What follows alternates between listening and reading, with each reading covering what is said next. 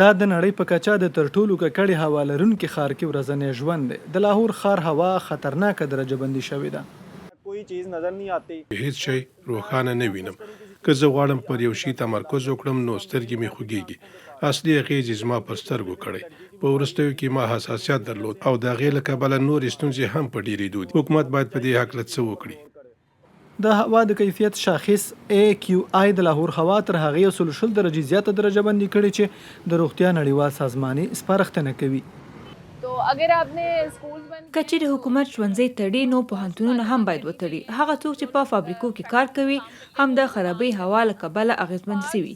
پارکونه باید ونه تړل سي ځکه چې زرغونتیا مهمه ده. کنه د لاهور هوا به دومره ککړه سي چې موږ به پکښې ساه نسو اخیستی.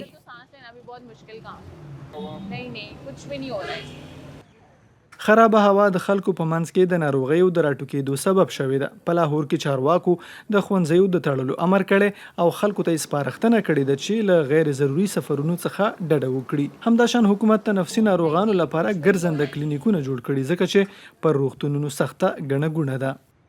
ماشومان د ککړې هوا پر وړاندې ډیر زیان منونکي دي. هغوی نه یوازې د پوزې الرجي بلکې د ستوني د خارښ، د غوږونو د التهابي کېدو، د سږو د التهابي کېدو یا سالنډۍ د حملو له احتمال سره هم مخامخ کېدای شي. همداشان هغوی د سترګو د التهاب او حساسیت سره هم مخامخ کېدای شي چې د هغوی لپاره ډیره ناراحت کوونکې وي.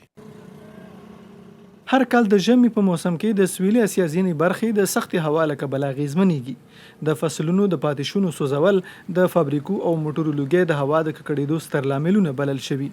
حکومت د هوا د پاکېدو لپاره د مصنوعي بارانونو په څیر انتخابونو باندې غور کوي. خو د چارواکو یو کارپوه له دویچه ویله سره په خبرو کې وویل چې په لنډه موده کې د هوا کیفیت نشي ښه کېدلی.